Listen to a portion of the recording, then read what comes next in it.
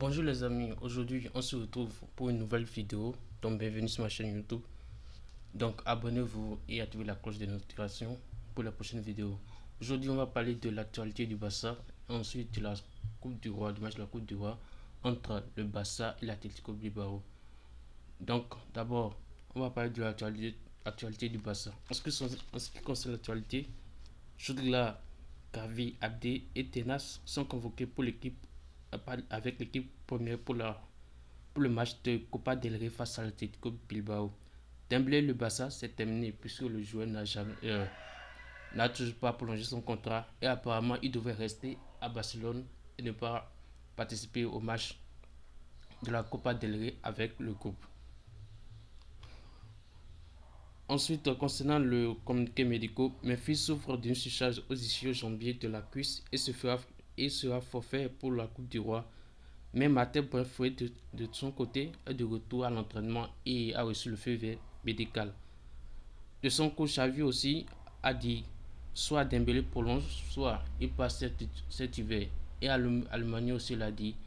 Nous comprenons la volonté de Dembélé de partir, puisqu'on veut des joueurs qui sont engagés dans le projet. Mais comme lui ne veut pas, il doit partir aujourd'hui. Il doit partir dès cet hiver.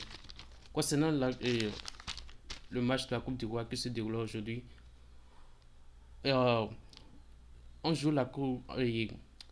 Pour cette Coupe du Roi, on doit jouer pour se qualifier pour le prochain tour et aller en finale pour espérer remporter le trophée, comme ce fut le cas de l'année dernière. Donc, il n'y a pas de classement de 3 points à prendre. Donc, l'enjeu est simplement de remporter ce titre et éviter une saison blanche. Ce match sera considéré comme une finale et il faudra être réaliste devant les Cajuns et éviter les contre-attaques de Bilbao avec Inaki Williams, le numéro 9. Une fois rencontre le Barça se métamorphose à chaque match qu'on joue. Pourtant, avec le Real, il ne fait rien. Et aussi, de le numéro 10 que se transforme en Ronaldo Prime Mouniaï quand il affronte le Barça.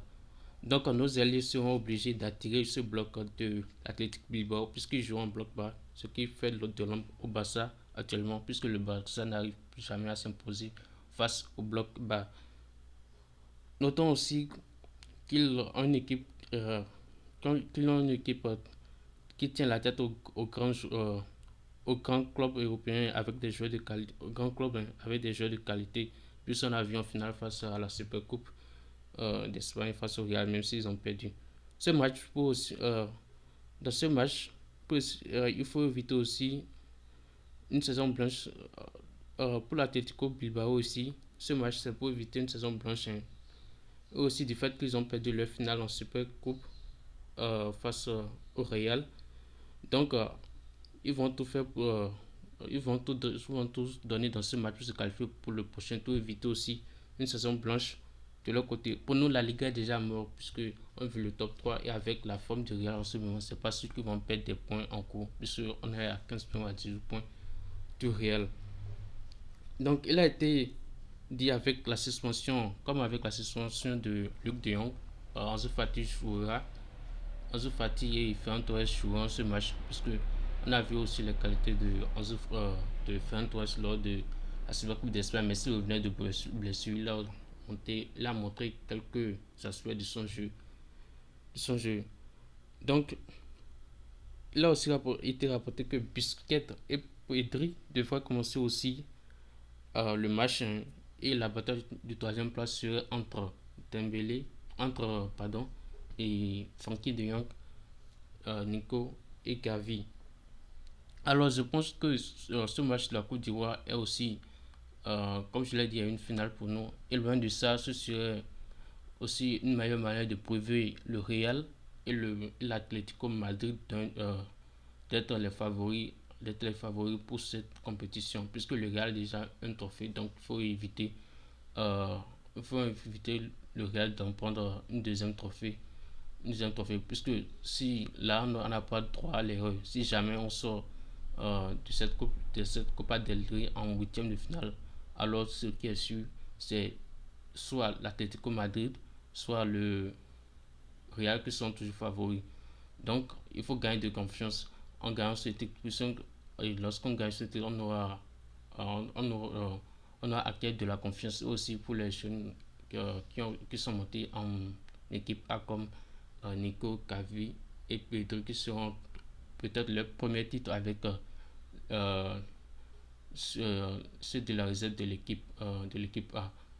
Pour mon 11 idéal, mon 11 idéal pour ce match, c'est simple. Il y aura Ter Stegen dans les goals, Araujo et Piqué en défense centrale, puisque c'est une défense qui s'est quand même chérie ces derniers matchs. Alba comme latéral arrière gauche. D'ailleurs, Alba, il a été aussi dit que si, si le club arrive à signer un latéral arrière gauche cette prochaine semaine, Alejandro Blade pourrait aller en prêt. Donc, Alba comme latéral gauche. Frankie de Jong en numéro 6, même s'il a été dit qu'il ne sera pas titulaire dans ce match, mais j'aimerais le voir en numéro 6. Puisque Busquets n'aurait plus à tenir en milieu défensif face aux transitions rapides, se fait bouffer comme n'importe quoi, il n'a plus la hanne pour stopper ses adversaires. Ses adversaires. Puisque face à Inaki Williams, il peut souffrir assez. Donc je mets Frankie de Jong en numéro 6, Nico et Pedri devant lui. En attaque, pour moi, j'aimerais voir Abdé comme ailier droit, Ansu Fati en tant que neuf pour vite finir les actions et Ferran Torres en tant que ailier gauche. Ailier gauche. Donc pour moi, ce match, j'espère que l'enjeu du match est très très important pour le Barça et ils ne vont pas faire d'erreur, il n'y aura pas d'erreur à faire. Et je pense que le Barça pourra remporter ce match sur un score de 2 à 1. Sur un score de 2 à 1 en faveur du Barça, oui. Donc nous voici à la fin de ce débrief d'avant-match. Et donc continuez à vous abonner. Ciao. Merci. Vous êtes les meilleurs.